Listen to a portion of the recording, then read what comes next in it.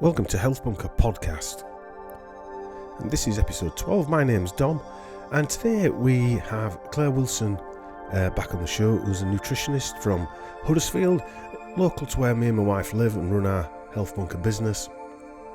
In this podcast, we're discussing toxic relationships and also Lyme disease, or Lyme syndrome as I like to call it, and other illnesses that surround this syndrome. We're also going to discuss the benefits of vitamin C, the doses that we take, and the types of vitamin C you can take, and the types of treatments you can also have, i.e. vitamin C powder, etc, etc. So I hope you enjoy it. If you want to buy supplements, remember, use the discount code in the show notes. All right, welcome back. We're just recording another Health Bunker podcast. I think this is number 10 or 11. Anyway, I can't remember. You'll see it on the description, no doubt. And joining me again today is nutritionist Clare Wilson from somewhere else in Huddersfield. Oh, she's got a southern accent. She's not a full-blown Yorkie. She can't claim that one, I don't think. Or will he claim that now? I don't know. I've been up here 23 years, maybe half You and can half. claim it, yeah. 50-50, let's just say. Yeah, a bit like my colouring. Bits and pieces. Yeah. Today we're going to talk about a couple of things that I've been asked about, vitamin C types, doses, things like that. I thought it'd be good to get you involved in that. We'll also talk about, I suppose we were discussing about Lyme disease on phone the other week, and I know I get asked about what is Lyme disease, and we were talking about that, so we'll discuss that. But we'll start on what we're just discussing now about how to. It's more or less impossible to heal in a toxic environment, let alone whether your body or your system or terrain theory and all these other things are toxic. If you're in a toxic relationship, it's difficult to heal. We get people coming to the clinic who their other halves bring them, and they're not bought into the whole process, diet and everything. And also we get it the other way around, where the other half is bought into all the treatments and the diet, but the person who's ill isn't bought into it. So it does work both ways as well, which is that's even more odd. And I'm sure you see a lot of this, don't you? Yeah, I see a lot of it, and it really does affect how I can try and heal people, because if someone's in a toxic relationship, then especially with a narcissistic person, then their dopamine hits are up and down, so they're constantly kept in this like fight or flight situation. And when you're in that fight or flight, your body doesn't digest, it doesn't detoxify correctly, and you just can't heal. So it makes it very difficult for me to get that person to even realize they're in that situation, because they've been stuck in it for so long. Because when you're in a toxic relationship, 1 minute it can be great, and then the next minute it can be absolutely rock bottom and horrific. And when we're talking about relationships, it can be parental, it can be siblings, it can be other halves, it can be friends, it can be any sort of relationship. Yeah, or work even colleagues. colleagues. I've heard people that have, been so stressed at work because of somebody really toxic at work that it's actually caused their health to fail. And it takes that person, and working alongside me, because basically people become sick. And it's the whole system. It's like mental and emotional, it's physical toxicity on the body, it's external toxicity. So whatever we're eating, if we're not eating organic, whatever we're putting on our skin, the whole caboodle can cause this like toxicity in the body where, cancer can form, because cancer is the end result of the cells getting over toxic and then they mutate. So it's unpiecing that jigsaw puzzle, and I find a massive part of it, especially today, is the toxic relationship side, because we're living in such a stressful world, and people are flung into that fight or flight, and they're living in that constantly. So they don't actually feel, when I say to them, are you stressed? Are you stuck in that fight or flight? People don't even realize it because they've been in it for such a long time. And part of the healing process is you may have to disconnect from those people that are toxic in your life, just so that you can get out of that situation, because you can get people out of the situation by using vagus nerve resets. There's an amazing acupuncture tool that I use at the moment from Dr. Berg, which I don't know how it works, but it does work on the vagus nerve. I use it before bed, and if I have had a stressful day, I can just use it on my upper neck and I just sleep like a baby, and it puts you back into that rest and digestion. That, you know, that's only when you're going to, on a cellular level, recuperate while you're sleeping. So it's very important. And the problems it causes, diet is obviously one of the key parts, and obviously it's a large part of the financial burden on people is shopping for food. So if in a relationship you've got one of a partner that doesn't buy into you eating, say, a ketogenic diet because they eat other things, you know, that causes just that one thing there can cause stress, let alone anything else, can't it? It can, without treatments. Yeah, and it is so key with things like cancer, because most of the cancers do actually thrive in a sugar. They feed on sugar to metastasize and to grow and to mutate into more tumor formation. So the ketogenic diet, even if you fluctuate in and out, is so key, and just having no sugar in the diet is just one of the key parts of. But yeah, I was thinking more the relationship side of it, because the toxic relationship side, having to buy two separate sorts of food when you're not used to buying that, or you can't go out for meals anymore because you're not eating McDonald's anymore, or you're not eating that type of food anymore. Exactly. You're not drinking beer. You're not drinking beer or alcohol anymore. So these are the things that you've got. That's just one side of it, let alone the mindset of actually stopping in the first place. And if you are with a narcissist, they don't ever really love you anyway. It's all about them. So even if you're sick and you're having to do a different diet, or you can't go out and you can't eat, it will always be about them. And they'll never think about you. And that's the hardest thing as well, especially if you're poorly. It is. And again, getting your head around treatments for people, it's difficult. I mean, we saw this in 2020. I don't want to hack on about 2020, but we saw this in 2020, the split it caused in families when the jab rollout started, that the people that didn't want it, even if they weren't totally on side with a lot of the other things that were going on, it caused massive divides within family units, not just partner to partner, but mum and dad and all this type of stuff. And it's the same mindset, isn't it? You know, you're basically saying to somebody who's ill, you've got to change your whole life. And it's a scary process to start with, let alone for dragging all the family along with it as well. And it's not guaranteed to work either. That's an even worse scenario. There's no guarantees. The combination of things tend to work. But I always say to people, a positive outlook is really, really important. Yes. So if you've got a serious disease or a serious illness or cancer or anything like that, it is so important to have positivity that you're going to get through it, because the mind is the most powerful tool to get well. It is the computer, you know, to the rest of your body. And if you keep telling yourself you're going to die, then it's sending out it through your neurons chemicals into your system that will make your body sicker. Yeah, so I'll run a scenario. When I was really bad with Lyme, I'm trying to think of a year now, say 2010, 11, 12, 13, 14, probably up to 16, 17. But anyway, around those times, every second, more or less, of every day, it felt like I was going to die. The thought process was, I'm not going to make it. This is going to happen. That's going to happen. The fight, got to talk about fight or flight. Yeah. I was the same when I was I know you were. Yeah. I'm just using my experience to say, this is the mental torture that caused you. And also those impulses that you're thinking, that thought process is happening constantly, repetitively. It just absolutely destroys you. It does. And you have this thing that's called, there's a doctor called Dr. Navarro, and he says about the cell danger response, and it gets you into a loop, and your cells are constantly then in this loop, and it causes what's called a cell danger response. So the cells then think your body's in danger, and they get stuck, a bit like fight or flight, but your cells get stuck in this cell danger response. And then it can be even harder then to break that, because they can get stuck in the cell danger response, and your body gets stuck then thinking it's going to stay sick. So, and there are ways to get out of that as well, but that's when the body's been sick for a very long time. Yes, well, the longer I left it, the worse obviously it got. But I was doing a lot of other.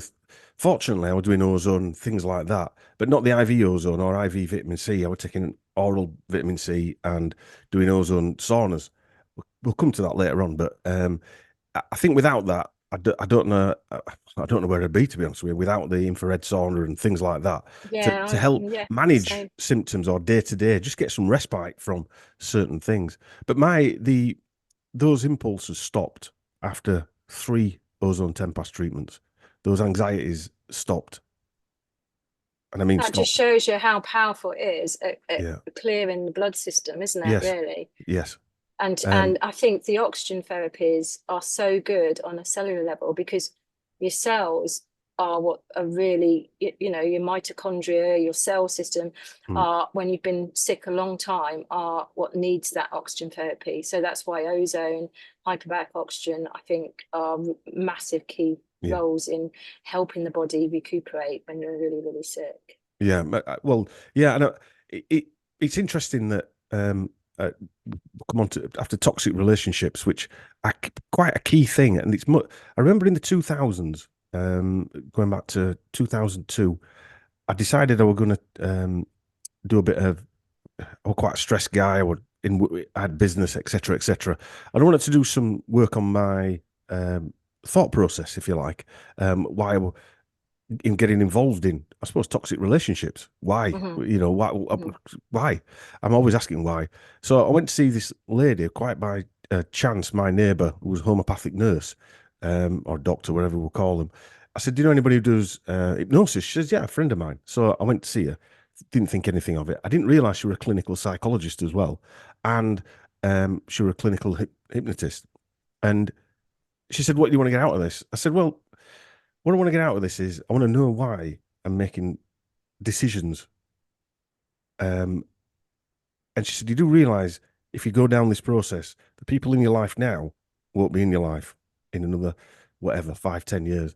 And I started laughing. I said, "These people, I've known these people all my life," and they weren't.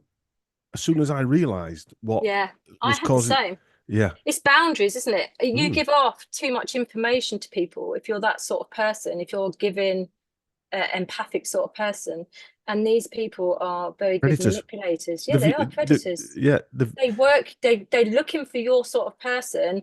They're working out what they can gain from you. It's all about them, and they work you out and they mirror what you want to see. yes, And now I'm the same as you. I did the same. And it's building sturdy boundaries in mm, place, mm. and recognizing the signs, because there were signs when I look back. Oh yeah, quite I went, blatantly.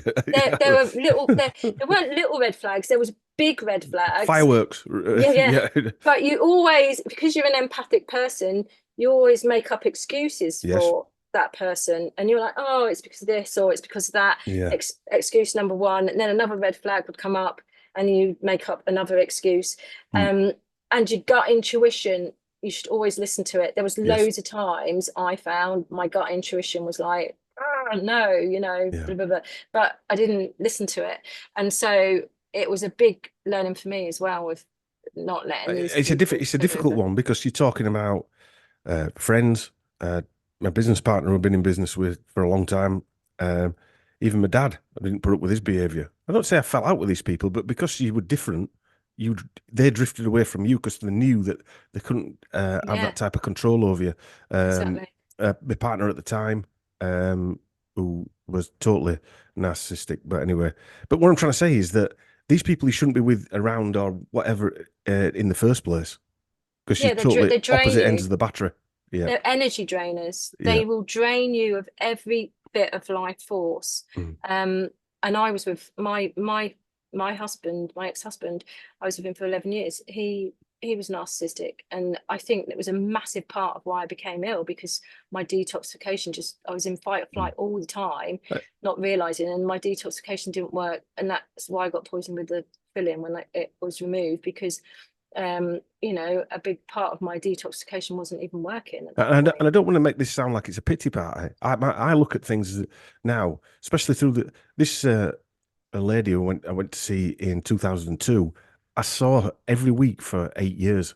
That's how interested I were in this. That's the amount of work I put into this. You talk about the 10,000 hour rule. I put the 10,000 hour rule into that, and I learned so much from this Yeah. experience. I bet you can spot people straight away now, can't you? I wouldn't say everybody, but a lot of people, yes. Yeah. The majority of people now, I just, hence why when people ask me to go do talks and things like this, there's two things. One, when I haven't got that type of energy now to go and want to do that type of thing. But two, I don't want to be around. Even people in the truth community can be draining, because Yeah. it's not just about people who are looking for truth. Even people out there who are naive to what's going on, they can still be empaths. They don't mean to say they're all bad people, but there are narcissistic people within the truth community, if you like, or the health community. Yeah. Oh, definitely. 100%. And so you've still got to be careful with not getting drawn into that side of it as well. But that's a totally different subject. I think because they are such good at manipulation, they see what's gone on since 2020. They saw it straight away, because they are manipulators. And it was one big manipulation. So there are quite a few, I think, in the truth movement. Yeah, I agree. I totally agree. And there's bound to be. It's not necessarily we're picking on anybody or any individual. They're bound to be. And just because they're saying the same thing as you doesn't necessarily mean to say that you're aligned morally either. And I know we're drifting off a little bit into more esoteric things, but it's the same principle, because even though you get rid of the people that you don't get on with, if you want to refill the void, which I didn't really want to, you might fill it with the same type of people. So you've got to be careful over that as well. And I think as well, once you get your health back after being with somebody like this, and they've drained you, and you realise that might have been a big part of why you lost your health as well, is that you when you do realise and you build up boundaries, you don't attract those people anymore. And then you attract a lot more people that have a good energy around you, a vibrant energy. And I mean, I look at my friend group now. I've got a fantastic friend group, and I have met people along the way that I thought maybe narcissistic, and I've still got some friends that are, but I just keep them at arm's length. They're just acquaintances more than friends, you know. So yeah. Because some of them are family members, you know. You can't just bin everybody off. No. Like my father was one. Yeah. Although he was a bit antagonistic, a lot antagonistic, I still had to go down and see him every now and again, make sure we were all right. But it's difficult. But that was my grounding for narcissism. It became normal because he was one. So when you're brought up by one, that is what you're attracted to, because that is what you know. You're going back to, that's true. Just going back to type. And just the way that you had to deal with the situation you had with a family member, you get used to acting that way, and then it attracts others that are the same. So then I'm like you. I had to learn by having a lot of therapy how to build those strong boundaries. You know, and when you have those in place, you don't attract these people anymore. Yeah. And the people that you do recognize, you just keep at arm's length. Yeah. Really. Yeah. Right, we'll shift on, because we only try and do 45 minutes or so of information in this, because it can get a bit mind-boggling if we do, like on the other podcasts we do hours, but I'd like to keep these a bit shorter and sweeter. But going back to Lyme disease, you get a lot of people saying terrain theory and germ theory don't exist, and all this. Since 2020, this terrain theory I learned about, I'm sure you did 10, 15 years ago, and it makes sense. You know, if your terrain's toxic, then there's like a likelihood of you being toxic as well. But I think there's a bit more to it than that. I think I know people who are toxic, but they seem fit and healthy. They don't seem like me, you know, where they're just doing normal things, and I have to put thought into doing things to make sure that you're going to be all right, because so that tells me I'm not totally all right, if you get my drift. So terrain theory is important, but also I think that when your immune system goes, when it's been compromised, these things that wouldn't normally cause a problem, bacteria and things like that, they start causing you a problem whether you like it or not. They maybe end up in the wrong place, or maybe you just can't handle what your body would have normally got rid of. That's where I'm at on that one now. A lot of people probably disagree with me. That doesn't matter. But I think it's a massive thing, especially with Lyme, and many other diseases as well, even, you know, all sorts of things, because your body is a massive makeup of all different systems. And so the more toxic you become, the more expressions on your genetics you get, the more expressed genes you have, the more you can't get good stuff out of your food, you know, like you're MTHFR like I am, and we seem to, our detoxification isn't as well. So the more toxic you get, the more or less your immune system. I'll run a scenario. Went to see my mate the other day who was a sports therapist. And since I was a kid, I've got this, my neck's displaced. It sort of sticks out here on my left-hand side. And he was messing around with it, right? And this is how, when you know that you're toxic, messing around with it, trying to get my cranium, trying to get it to click. It feels like it needs to click. A lot of pain in my left-hand side of my neck. Anyway, the day after, the gum swelled up, right? He's moved something. I felt like shit, right?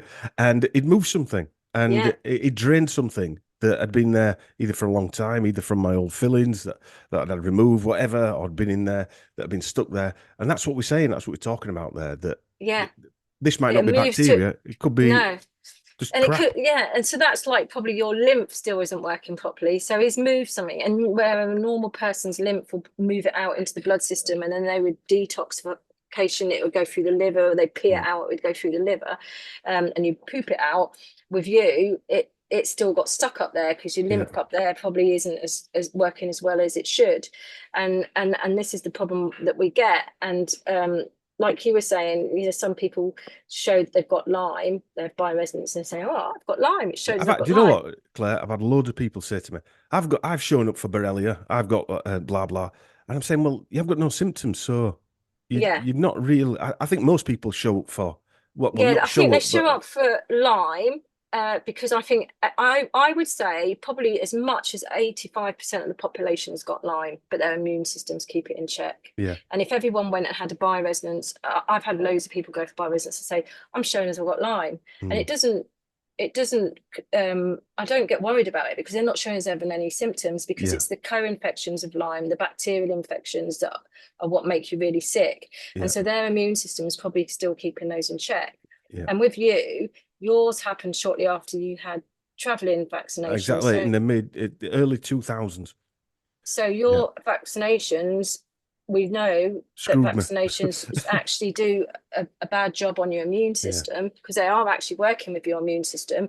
And so obviously you MTHFR, so your body couldn't assimilate the toxins out of the vaccine out of your body. So your immune system probably completely dropped. Because you had Lyme inside of you, your body couldn't fight it then, because all the co-infections started to come out, and your body then was in a bit of a state, and that's why it came out. And that's what I think happens to most people that have got Lyme. Something's happened in their life, a compelling event of something. It can be something even like really bad stress or loss, because that or moving house or something. It affects the immune system absolutely terribly, you know, because when they're in that state, they're in fight or flight, they're not detox, they might already be quite toxic. And so they're still adding stuff in, and there's still airborne stuff that we're exposed to every day, you know, things off gas. You know, if your body's not detoxifying it out, it's just adding to that bucket load of toxins. And then your immune system flummox, and then you can get Lyme. So there's loads and loads of different ways, you know, that the body reacts. And this is why I say toxicity comes in many forms, like mental and emotional, and, you know, what you put on your skin. People don't realize that, you know, their facial cream or their skin cleanser or what they brush their teeth with, you know, contains so many different chemicals. And all these things, the skin is actually the biggest organ of the body. It's an organ, and it's got a huge surface, and whatever you put on your skin actually goes into your body. And a lot of stuff that we use, I say 99% of things that you buy in the supermarket, shower gels, are all really toxic to your body.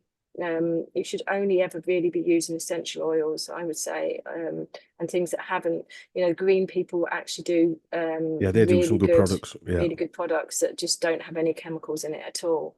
And that's only because her child had really severe eczema, and she actually made skincare products that just had nothing in them because there wasn't anything available. So it's all of this sort of thing that you need to look at when you become sick. Yeah, and the process. I mean, I keep saying I was lucky, but I wasn't lucky, were I? Really? No. Otherwise, if I were lucky, I wouldn't have had anything wrong with it. But and then the learning process out of having these symptoms, and that has been huge for me as well. So the Yeah. learning, I wouldn't have never learned any of this stuff, and I'm no doubt I you look wouldn't at have it. learned your stuff No, either. I look at it, Dom, because I remember when I was going through it, and I was right at the bottom of that cycle downwards, and I had severe depression because I had mercury poisoning, and it's the most horrific thing I've ever gone through.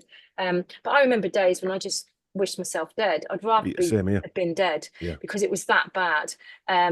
And I look back, I can remember looking back loads of times thinking, why did it happen to me? Because I'm not a bad person, you know, like you always ask yourself these questions. But I think we're given a life path, aren't we? And now I help loads of people, you know, in all sorts of ways, detoxifying, you know, trying to get their bodies back into health. And I probably see it as maybe it was a path I was meant to follow, and maybe it was a path you were meant to follow, because you've got the clinic now and you're offering ozone, which a massive thing, and it's a massive need in the UK. I don't think people. I say to people when they come, I don't think you realise what you're actually sat on. You know, having an ozone clinic on your doorstep, right? So lucky. That if this had been 10 years, I couldn't find an ozone clinic 15 years ago that did these treatments. No, They were only in Germany. I think it was Germany. Germany. Yeah. Now there are a few around, but yeah. Anyway, I forget where I lost my train of thought there. But I know people that were so desperate. My friend in Ireland, she actually bought her own ozone machine, and she had really bad co-infections in her jaw. She had strep and all sorts going on in her jaw, and she just couldn't get rid of them. And she was losing loads of teeth every operation she had. And in one surgery, they actually found parasites. There was actually parasites that he got out of her jaw. And so she got an ozone machine and was injecting herself in a jaw with ozone because she was that desperate, because there was nowhere for her to have it done. And that was the same. That was about 10, 12 years ago. Yeah, a lot of these treatments just didn't exist. I used to watch the guys on YouTube, Dr. Schallenberger, Dr. Rowan, people like that, doing ozone treatments in America, and he couldn't get them over here. Then there were a couple of the Infusio in Germany doing ozone, and we booked in actually to go to Infusio in Germany, me and my wife. I'm glad I didn't go, actually, because one, I've heard bad reports about Infusio, but also one treatment didn't really do anything. No, even though I said it got rid of a lot of the anxiety after 3, still didn't get rid of a lot of the issues. It took quite a lot of treatments. And that's the other thing. There's no way you can say it's going to work, and there's no way you can say X amount of treatments is going to solve it. Because I think I'm at a place now where I don't think there is a cure. No, I know that you have to just. You've got to be a realist. I think you've got to be a realist, haven't you? I think we're at a management stage where you've just got to manage. I'm the same. I will be doing IV vitamin C transfusions on myself probably for the rest of my life. Yes. And that was the only way I got rid of the heavy metals, really, as well as using glutathione. But I found nebulizing glutathione was better than IV in it, would you believe? Right. And I will be managing it because I have taken my foot off the pedal the last 6 months. We all do that at times. And then I'm thinking I've got to get back on it again. But that's something that I know that I'm going to have to do. And that's the thing, when you have got a chronic illness or disease, it might be ongoing that you have to do stuff to keep management on it once your immune system is gone, and once your environment, as I say, inside is no longer in homeostasis, in balance. Because I truly do believe that viruses exist within the human body. They're there. We've got a virome and we've got a genome, which is the bacterial zoo. And I think it's like a massive world inside of us that is in balance. And when it becomes out of balance and our immune system has taken a hit, that's when there's a serious problem. Yeah, you see, I think we spoke about this last time. There's a lot of people now saying that viruses don't exist. Now, whatever a virus is, right? Let's just say they're not physical. Let's just say they're metaphysical. Whatever. Yeah. It's or they've never been seen under a microscope, for argument's sake. No, This is the argument, right? Which is a good argument, by the way. I'm not saying it's not a valid argument, but that doesn't mean to say they don't exist. Because Royal Raymond Rife invented a microscope that got stolen, and nobody actually knows how to make them anymore. And that was in the 1920s. that's crazy. Yeah, and the Rife frequencies. I was saying Life this on a podcast. frequencies, yeah. Yeah, well, Royal Raymond Rife had all his equipment confiscated by American whatever FBI. I don't think we were the FBI at that point, but in the 1920s, he had it all confiscated, all the patents taken off him, I know, because and then burnt down. I bought a spooky two, is it called? I've Yeah, still got Spooky it in 2, the yeah. cupboard. Yeah. I found it really hard. Is that Hulda Clark? Is it Hulda Clark? No, It's a different one, isn't it? Hers is yeah, the and you can get like a new thing for it. And yeah. I would like to get it working actually, because you can change frequencies in your home. I've got a And massive so book of frequencies like that at home. I think Thousands of them in. yeah, I think it's important. I think there is definitely manipulation of frequencies. 100%. And if you can keep the frequencies, and what I like about the spooky is you can take a bit of your DNA, whether it be hair or skin, from each member of your family and put it into the spooky. And then it will make the frequency in the home protective for all of those people that are in the home. But it's just really complicated how it works. Yeah. Well, I actually think that because the frequencies are, because Raymond Rife did all his work in the 1910s, 20s type of thing, and they were all stolen. A lot of them are copies of copies of copies, so nobody actually can remember the exact, or nobody's got an actual record of what his exact frequencies are. So they give you a range of frequencies as opposed to the exact So I think, anyway, nobody's actually done the research that he did. But bear in mind, that's over 100 years ago. But again, we're talking about, so we had two. I've got two. I suppose they're called lasers. They're called quantum lasers, and they have frequencies that you can load in and pre-program. They've got pre-programmed ones, and you can do manual frequencies as well. Yeah, they're meant to be very good, aren't they? They are very good, yeah. Yeah, really good. Well, there's a few things that you see them work on, like say stomach issues, parasites, things like that. They're very good on that.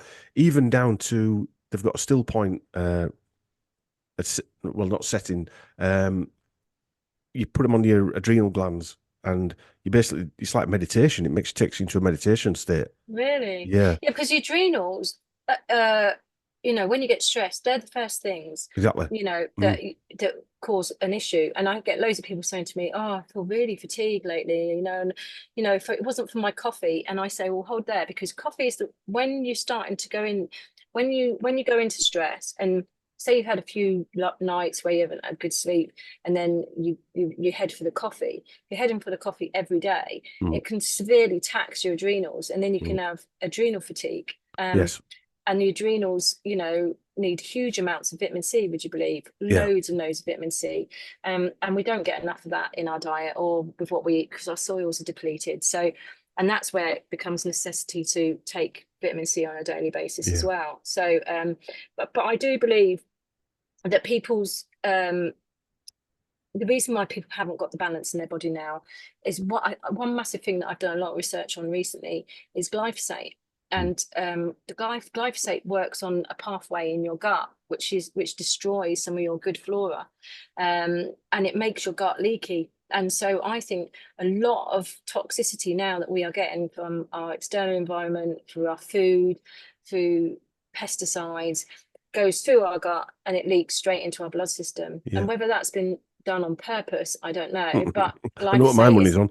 It's a massive big problem is glyphosate, and then that affects the immune system. So this comes back to that again, germ versus terrain theory, for argument's sake.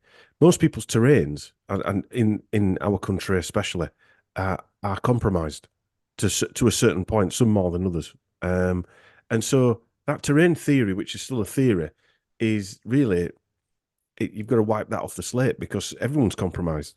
Yeah, everybody. And so nobody's terrain is perfect. Yeah, some people feel better than others, for argument's sake, but nobody's terrain's perfect. So there is no terrain theory versus germ theory. Also, if germs are getting into areas, you've got leaky gut and they're getting into areas where they shouldn't be, let's just say bacteria, is getting into areas. So your gut can handle the bacteria, but if it gets into other areas, it can't. No, and it'll get into your blood system, and then it can move into your brain. And they have actually found in the glial cells of the brain bacteria. And so they've got proof now that bacteria doesn't just stay in the body, it actually does move around. But the argument to germ theory is that bacteria shows up to heal the body, doesn't it? That's what. Yeah. So for instance, the argument is that if there's a fire, you don't arrest all the firemen because they're trying to put the fire out, which is basically what antibiotics do to bacteria. Yeah, antibiotics are absolutely so damaging. And so many people I have that take antibiotics for things that they shouldn't even take. I mean, antibiotics now should only be used life and death, I think. I agree with. You know, we've got so many there's no need, is there? antibacterial resistant bacteria, which you know is terrible, and that most, you know, this is what people die from. And sepsis is a massive problem that seems to be cascading as well, and we didn't have that. So that's since something happened in 2021. Yeah, I don't know what it was, but something strange happened, something odd happened in 2021. But just finishing off on Lyme disease, I'm going to do a full thing on Lyme disease, not because I want everybody to know, oh, Dom had Lyme disease, more the fact that if you were going to invent a weapon that destroyed someone silently, I'd say I'd call it Lyme syndrome, not Lyme disease. I've often wondered, because I thought about this, because this, you know, they've manipulated mosquitoes, haven't they? How do we know that they didn't make Lyme and put it into because everyone will be getting bitten by a tick. Well, the research I've done, I mean, if follow my work on the other stuff, the research, you'll know I'll dig into it. So you can imagine what I've done on Lyme disease. Borrelia burgdorferi is named after Willy Burgdorferi, right? It was him who said that's causing Lyme disease in 1970 or whatever it was. But he worked for the US government at Fort Detrick, injecting ticks with modified bacteria. Oh my gosh! And the Lone Star tick in the 1950s, and a lot of the paperclip German guys were coming. The Nazi guys were coming over to Fort Detrick after World War II. One or two of the guys, they'd been doing it in Germany and dropping them on Russia during World War II to try and destroy livestock. A guy called Eric Traub, Dr. Eric Traub, was a German guy, a scientist. So it looks like it's definitely been manipulated. Oh, they dropped millions of ticks across America and Europe. This was post-war. This isn't in. A lady wrote a book called Bitten. Really good book if anyone wants to buy that. Although she wouldn't come on the show because I mentioned that I did ozone and did stuff like this, and I think she's a bit straight down the middle. She's a proper journalist. Right. But she did a really good book. She interviewed Willy Burgdorferi, and before he died, and he had all these files showing that, you know, they definitely did all this experimentation on ticks, but they said it didn't work. And as we know, they do say stuff don't work when they actually do work. Yeah, because all these things didn't seem to be here before the 70s, did they? So late 60s when they started really happening. When it happened, because it was being worked. There was an island across from Connecticut called Plum Island.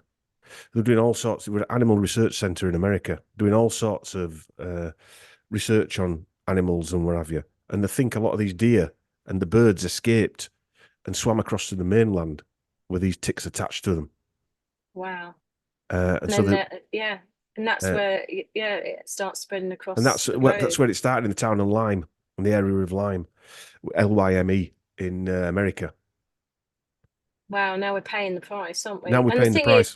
And it just, I mean, when you look at that, then that's the whole homeostasis of the planet. And this is what I like about Dr. Zach Bush. He goes into,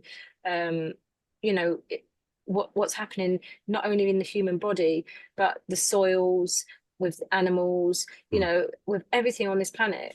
One thing gets knocked out and the whole balance is knocked out for all of us. And then what's the end result is we all become very, very sick. Well, and it's just slow death's the wrong word, but it's associated. The syndrome is associated with so many things like Parkinson's and Alzheimer's, to heart conditions, to all these other things that arthritis and loads of other autoimmune diseases like chronic fatigue and Hmm. etc. And the least little thing, most people go and have a tooth out or whatever like you had, and then but it destroyed you. Yeah. But anyway, um, But do you know what? Do you know what I think is the inflammation? I think we like, and I think it drives all of these illnesses and stuff, that it drives the inflammation. So we're like little, and this is what it's like. It's like we're like little flames walking about, and then we have like one thing done to us, and it's like putting gasoline on that flame. yeah, exactly. Yeah, You know, and just it's blows up. like, Yeah, yeah, we've still got that simmering inflammation inside of us because our balance is out, and it yes. just takes one little thing. And this is what people, especially in the medical system and dentists, don't understand. It just takes one thing that we react to that then drives that Well, inflammation the back issue up. is as well, a lot of the times we've been treated by people who've never had the actual illness that you've had, so they can't relate to it. So there's no, they just can't relate to what anybody's going through, which is why we Yeah, have to do it yeah, ourselves. Um, exactly. so a lot of people ask me about vitamin C, and I'd say vitamin C, as a Dr. Thomas Levy on a few months ago. I'm getting back on actually to talk about some other stuff, but and we were talking about vitamin C. Vitamin C has been one of my go-to things over the last 15, 16 years. In various different types. I mean, we do sell certain types. We don't sell all the types for various reasons. I.e., so you can get tablet form. We don't sell tablets because there's too much, a lot of binders and stuff attached to Yeah, a them. lot of additives and We sell capsules in the form of sodium ascorbate and ascorbic acid. We sell powder in the same thing. I generally take powdered sodium ascorbate because it's easier on the gut. Um, mhm. but people like ascorbic acid. Some people like the taste of ascorbic acid. We also sell supply lipsomal, and these are the sodium ascorbate powder and lipsomal are the two daily things that I use to um, help me through the last 15 years or so. I don't take as much of it as I used to do now because I don't feel like I need to, which is a good sign. But I still take quite large doses. And people ask me Mm. about dosages. So I'm interested in your thoughts. I'll tell people my thoughts, what I take, what my kids take, what I've seen other people take. Um, yeah. And we'll talk about IVs after because it's slightly Right, different okay. IVs. Yeah. Yeah. There's So, loads of different types of vitamin C, and I'm like you, ascorbic acid and sodium ascorbate and liposomal are the main ones that I use. But there has been some other types. So vitamin C with bioflavonoids yeah, yeah, yeah. works really well. I have used that because bioflavonoids, which are found in some foods like black currants, are high in antioxidants and they're really good at treating inflammatory Mm, conditions. So things like rheumatoid arthritis and things like that. I tend to use vitamin C with bioflavonoids that can really help in high doses. There's also a new kid on the block, well, say new kid on the block, ascorbic vitamin C with metabolites. So that's like Ester mm, C, which is a mm, trademark. Um, Not quite keen on those formulations because they have calcium. So calcium ascorbate. So you've got calcium ascorbate as well, and mm, they use calcium ascorbate. The reason why I don't like calcium in any shape or form as a supplement is that it's not assimilated very well in the body, and I have had people have calcified lumps turn up mm, on their body, mm. and especially with women, they end up with calcified lumps in the breast, which have been diagnosed as breast cancer, and they've gone along and had breasts removed and all sorts of um, radiotherapy and also all sorts of things when they haven't actually got cancer. They've got a calcified lump from taking calcium supplements. So I tend to stay away from calcium because calcium supplements are, the body doesn't, the immune system can not absorb it, and it sees it as a threat, and so it'll push it a bit like a toxin into fat soluble areas, and that's why women tend to have these breast lumps Mm. that are calcified lumps, and they can be prescribed that if they've got bone density issues from the doctor, and I tell people that the best way to get calcium is, would you believe, green leafy vegetables, Mm. not Juicing. not dairy, yeah, and Mm. juicing them, yeah. And so, collard greens and beet greens and all of the things that you would you believe, I think it's have a look, I think it's parsnip or something like that. The greens from the top of the parsnip is full of calcium. So where people think it's dairy, it's actually not. It's actually green vegetables. If you can juice those, they have to be obviously organic. You get a huge amounts of calcium. And then there's magnesium ascorbate, and that's probably 100 milligrams to 900 milligrams. You can't handle big doses of that stuff, can you? It can go through you like a Porsche. It can. It can cause you to like poop, but it is good for people that are on acid reducing medications like proton pump inhibitors, which are another story, which are a bind for me, and diuretics, and people that have migraines and chronic headaches. If they take a bit of magnesium ascorbate, can help them significantly, and a lot of people that have palpitations and arrhythmias, and all sorts of things that are wrong with the heart and blood can be which helped. Is why in our mag 10s we've got 10 different types of magnesium in there. I know. I was looking at your supplement. Yeah, I'll send you some. I'll send you some food to try. Yeah, they've got magnesium, really good. Magnesium ascorbate in, and they're well, they're really good. I'm not just saying, but I've tested them for years. It's not just, the amount of effort that goes in behind the scenes to try that. I tried them out. We tried, we had them made up. We sent some testers through. 3 months I was taking them for before we put them out there. And what are your thoughts of magnesium? Because I know that when I took magnesium and I was high in parasites, it tended to feed a lot of parasites in my gut. And so for a while I couldn't take magnesium in any shape. My wife had an issue with certain types of magnesium when she had SIBO, but it never seemed to affect me like it did my that's missus. Weird. Because I did have SIBO as well. And believe me that we passed some parasites, and that might be another good conversation at a later date. But I think to have that conversation, I'd have to show images, because just to prove what these things, because people say, "Oh, you talk about this," but I've got pictures. I've got pictures of mine. Yeah, my wife's got pictures. So we can gang up on you and show these. I say to people, "Do you want to see my pictures?" Everyone's like, "Oh no, I don't want to see it." But honestly, people would be shocked what you do have inside you. Literally thousands of them came out over 3-4 years. Not as much now, but pretty horrific, really. But anyway, and that's where your body's out of balance as well. Yes. But also, I'd like to say to people is it does show a sign of high heavy metals, and if you didn't have those parasites, you never do a parasite cleanse before a huge heavy metal detox, because some of those parasites are actually saving you from being poisoned terribly by the heavy metals. Yeah, because aircraft carriers, they carry all this crap around with them, don't they? Yeah, they cloak the heavy metals, and in theory, the candida and the parasites are actually saving your life from being severely. Which is an odd state of affairs, isn't it? Considering really that they're actually draining you as well at the same time. Yeah, exactly.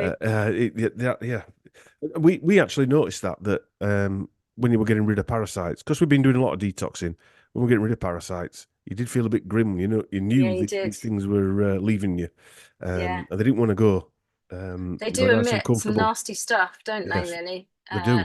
They're nasty little critters. But doses, right? So I'll use myself as an example, because I had bad respiratory issues, which I had before I went down with Lyme disease. Whether it's part of it and I've had it forever, I don't know. But like nose running blocked, but terrible sneezing, sinuses, all the normal stuff, and also feeling like shit. Right? I was taking 3 to 4 teaspoons of vitamin C, depending on how bad I was, every day, over a day, to the point where I'd have a 250 ml water and sodium ascorbate at the side of my bed in case I woke up feeling crap in the middle of the night. That, for about 10 years, that's not, it's only the last 2 years that I haven't had that at the side of my bed. How mad's that? And that's because of the IVs that we've been doing. But depending on how bad you are, you can handle more vitamin C, is what I'm trying to say. It's a use or lose. Some people can handle it better than others as well. On top of that, some people, even if they are in a bad state, still can't handle it that well. But if you started off, if I started off, I'd start with half a teaspoon in about 250 mils of water. After food, down it, see how you get on. If it don't make you go to the toilet, up it. Yeah. In the next morning, and then move on and start upping it slowly. Don't just jump in with both feet and try and have loads of teaspoons. You've got to experiment because everyone's different. That's what I've found with different people. What I think people don't realise is the human.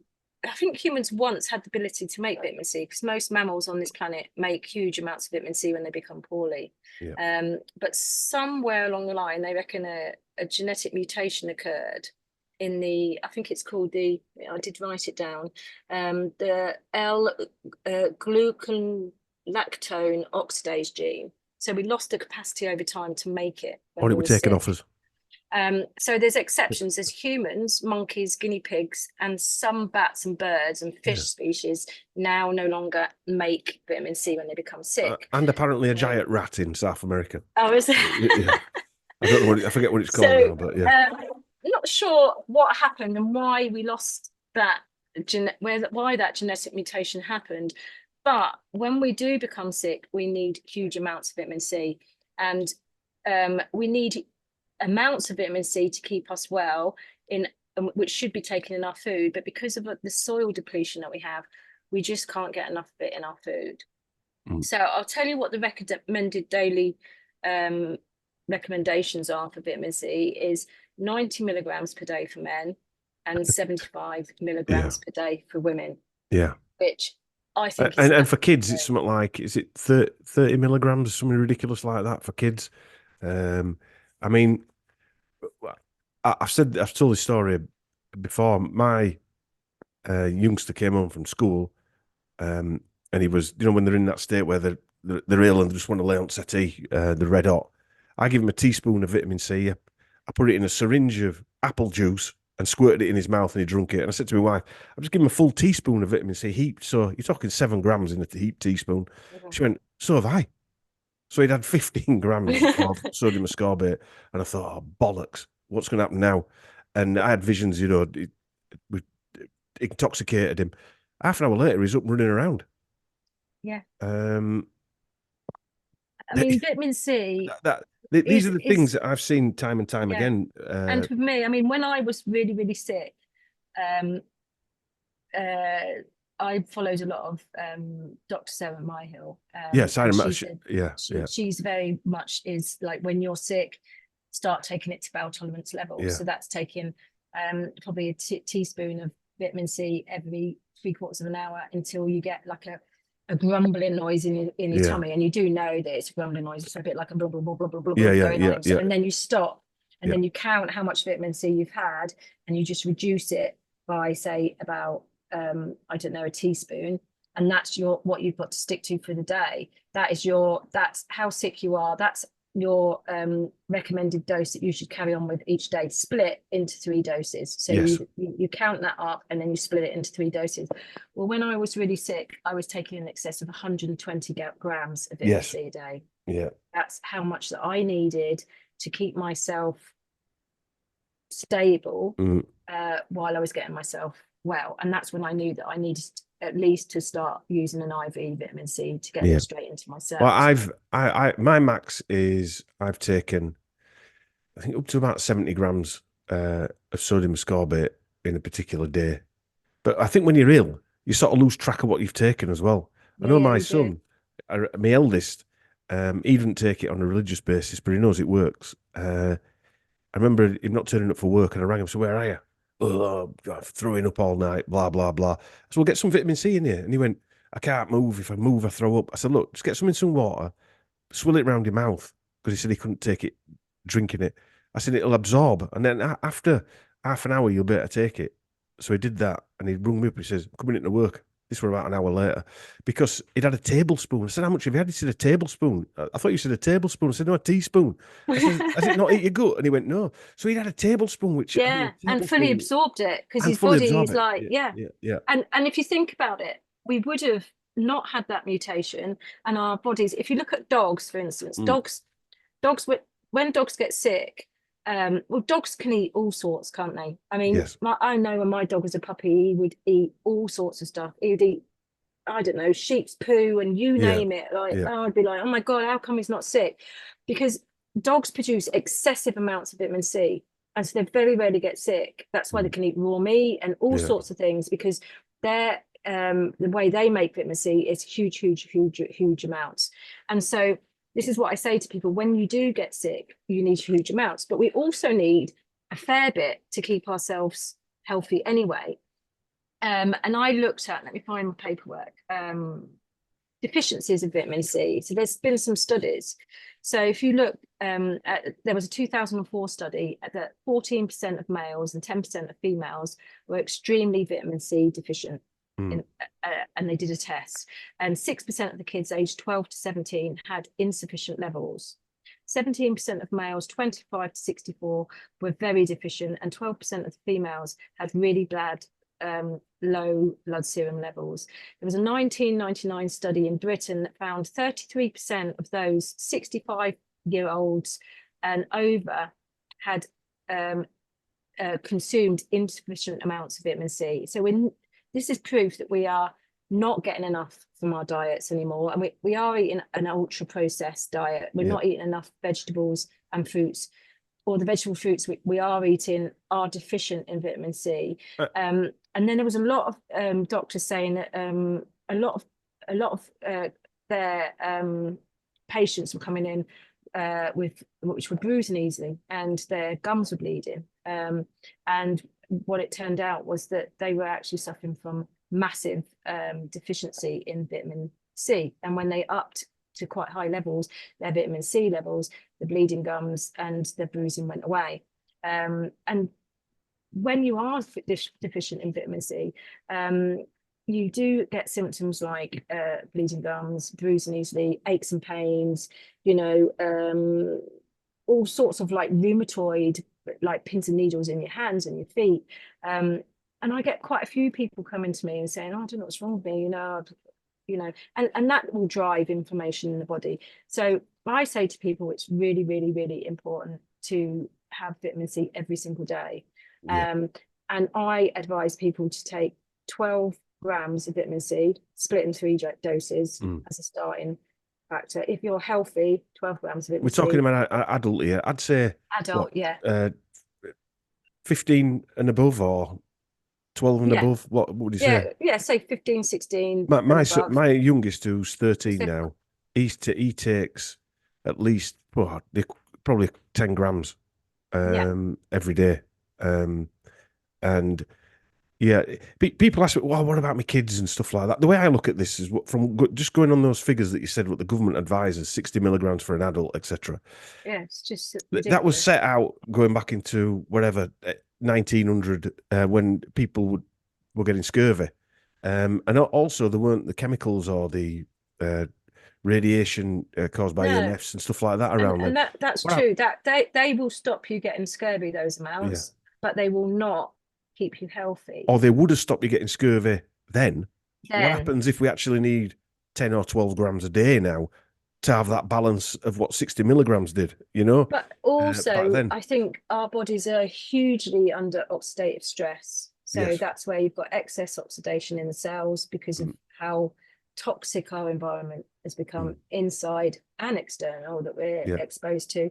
And the recommended doses, if you look back then, for smokers were 400% likely to be deficient due to excess oxidation. So if you smoke, you have got that excess oxidation in the cells and oxidative stress because you're polluting yourself with tobacco smoke internally.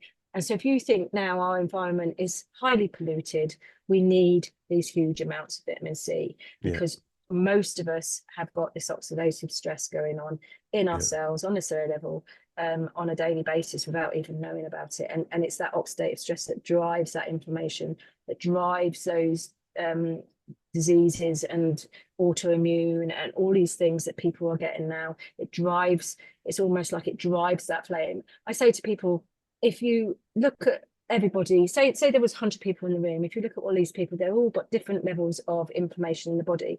And I say to people, so some people have got they're big flames walking around, and some people they're little flames walking around. And more, if they're exposed to things in their environment, it's like putting gasoline on that flame. So the people with the big flames will, they'll go up in this massive flame, and they will have things like autoimmune and rheumatoid arthritis. And just by taking decent amounts of vitamin C every day, you are less likely to accumulate autoimmune and things that are going I've on. got a book upstairs. I forget who it was researched done in I think the 70s or 80s, and it showed that if people took the right amounts of vitamin C, I'll say the right amounts for them, based on what Sarah Mile, that process, which is the one I used.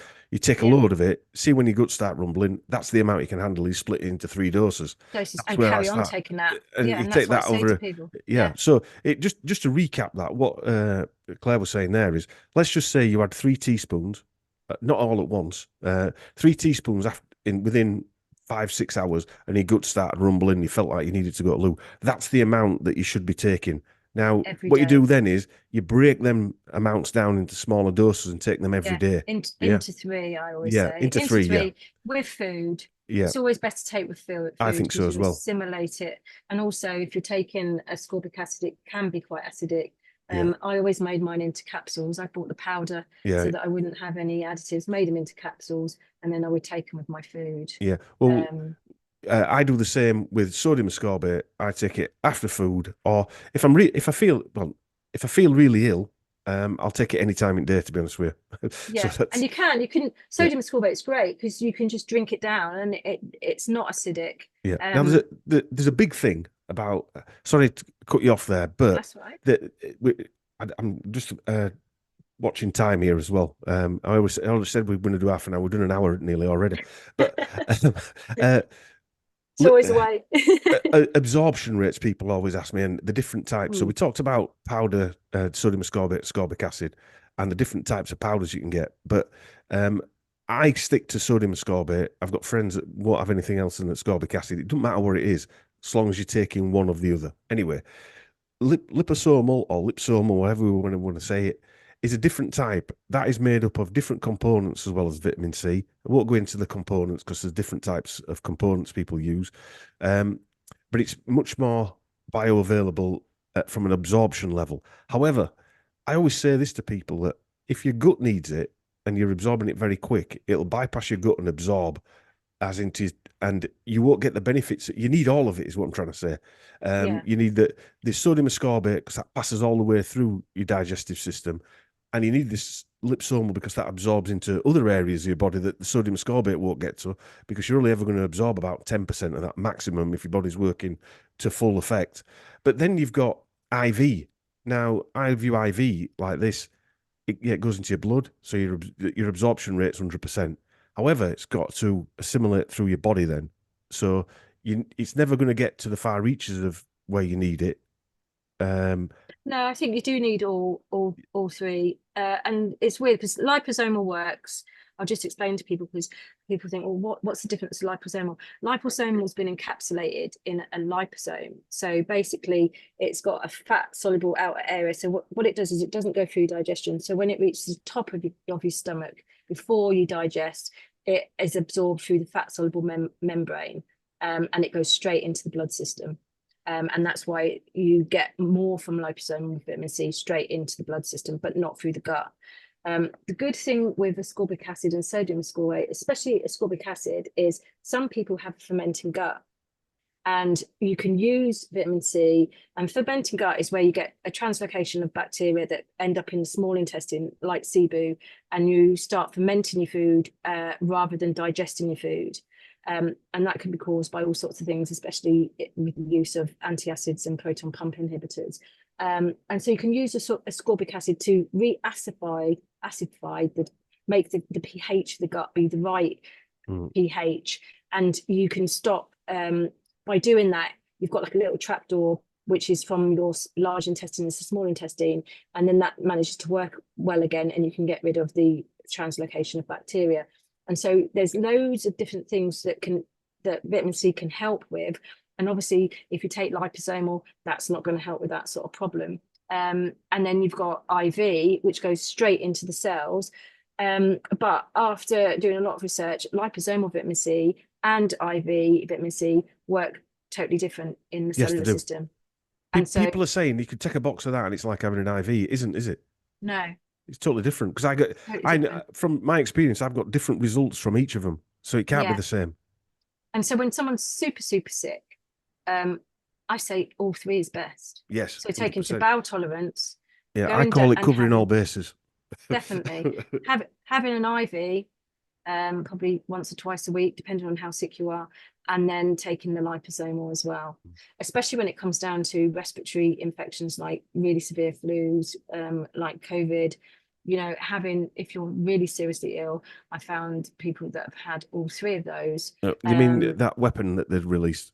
Yeah. Yeah, they could I could turn around people straight away. I mean, my sister, she rang me up saying she couldn't breathe and she was going to call an ambulance, and I'd already sent her down loads of vitamin C, loads of powdered vitamin C, and I said, right, now start taking to bowel tolerance levels.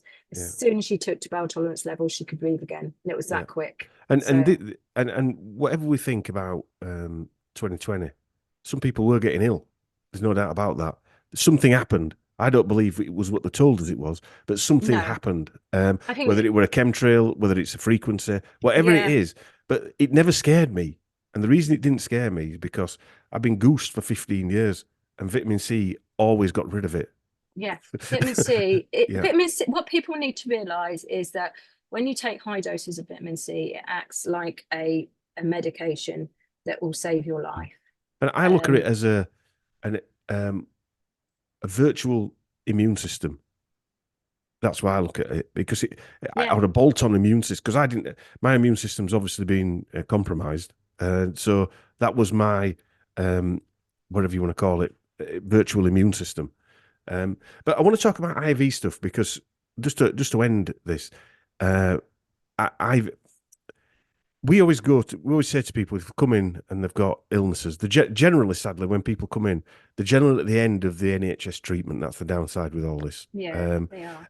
And so you're dealing with somebody whose last hope is to get vitamin C into them. So not only have you got to educate people and the toxic relationship they might be in, right? You've also then got to get them up to a level that is going to do some good. And there's lots of research out there that says 1 gram per kilo, get somebody up to 1 gram per kilo body weight, up to 100 kilos, no more than 100 kilos. That's the ideal weight, ideal amount. So the quicker you can get people up there, but you're not just going to give them 70 grams if they weigh 70 kilos straight away. It's just not, you're not going to do that. You've got to build them up just to make sure that. Plus, it can be hugely detoxing, and you don't know how toxic that person is and how much is going to be pushed out. I got told how to deal with that. Riordan Clinic in America, they deal with it. Dr. Levy was in one of his books was saying that how they do it, if they work out that your ideal amount is 70 grams, for argument's sake, they will give you half of that amount first, and half in 3 days later or whatever, 2 days later. To combat the toxicity. Yes, to combat the hurts if you get hurts. So they do it, so you still get the 70 grams, but you're getting it in 2 doses. So yeah, and then there's other stuff you can put in there that benefit that. But yeah, so going back to people who have got the big C, it's a gram per kilo in simple terms. That's where we try and get people up to. As quick as possible, but anything above 20 gram really is therapeutic, I would say. And you can see a massive difference as well, because I've even using the oxygen therapies, which is like, I mean, I'm not as experienced with the ozone as you are, but I because there wasn't ozone, I used hyperbaric oxygen with people, and I found that's been really, really beneficial, for people that have got the big C and people that have got chronic fatigue as well, because it works similar, I think, doesn't it, in pushing a huge amount of oxygen into the body, which stops the growth. Yes. Well, the first thing is, like anything, you've got to get control, haven't you? You've got to stop it taking over, and you've got to get control before you can even think about getting rid of anything. And that's one thing, is management. If you can manage something for the rest of your life, then that's fine. I mean, your diet, mine and my wife's diet is, we don't eat anything. Basically, everything's set out every day exactly the same. It's very regimented. It does get a bit boring at times as well. And I never step out of it. Vitamin C protects the cells. The oxygen actually halts any growth that's in there, and then you've got to detox the body. So Yes. like, I mean, like you mentioned the fire info sauna, that was a massive thing for me. Yeah. And the fire info sauna, people think it's like a normal sauna. It's not. No. The fire infra rays penetrate into the body, and they're healing. They're not just healing, but then the fat soluble areas, it pulls the toxins out of the fat soluble areas, so you're able to detoxify through the skin. You totally sweat a different way. I just wish, going back 5-6 years, well, I've had my infrared sauna since 2012, something like that. I wish I tested what I'd sweated out, because it'd be interesting, wouldn't it? I mean, I can remember right at the beginning, the stuff that came out of me was just horrific. Horrific. Yeah, putrid. It's like, if anybody's ever played sport and you go into changing rooms, right? That's how it smelled. It was horrific. It was horrible. That were coming out here. And I tell you, I don't know if you had this. When I was using the sauna and it was coming out from my skin, my breath was really bad. All of it. Well, yeah. Your armpit, every it comes out of it. You imagine that you're getting rid of all these toxins that's been stored there for years and years and years, and it's but these things have to be done. It's a painful process, sadly, and that's why a lot of people don't want to do it. I don't want to live the life. I mean, I haven't eaten sugar now. I haven't eaten any white granular sugar for 8 years. Yeah, none. Or bread. I haven't eaten any bread for 8 years. Any wheat products since 2016. That's good, because they're not good for you. No. But what I'm trying to say is, and that's not because I'm trying to be a saint. I know if I eat these things, I feel like dog shit. So I steer away from stuff like that. That's another reason why. I mean, sugar is the worst thing anyone can put in their body. Yes, it is a poison to the body. Well, it's Adam's. It's the apple in it that killed it. Yeah, it is. Because it's in everything. And I say to people, if it's really hard to come off sugar, there is an alternative. You can use xylitol. Xylitol. It isn't a sugar, but it will help people get off the sugar, because it is like a drug. It is very hard for people to come off. It is. All right, we're going to leave it there. Otherwise, we'll go on all day. There's no wrong with that, but So I've enjoyed that. Thanks very much. Where can people get hold of you, Claire? I'm on Instagram, so at Alignment for Health. You can find me there, or Clare Wilson Detox. Clare Wilson Detox at iCloud.co.uk. Right. Have you got your website set up yet? No, I haven't, but I'm in the process. I've been so busy. It's just like finding time to do it. Yeah. But I am setting up a website. It's going to be in combination with it's called supplenatural.com or supplenatural.co.uk. And my website is going to be providing everything natural for the body. So not just supplements, but also everything to put on the body that will stop you being intoxicated. And I'll be you can contact me through that website when it's up and running. Right, cool.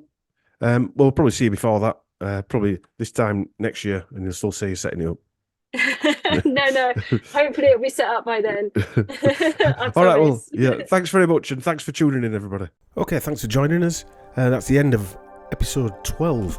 We'll try and make these a weekly occurrence after the summer, because I really enjoy talking about this health stuff, and I hope you do. Let me know if you do. Let me know if there's any subjects you want us to cover. We'll try and get people on who can cover these subjects for you. I'll try and get this out on YouTube, because we weren't talking about anything that bad, I don't think, but we'll see. Thanks very much for tuning in. I will see you next time.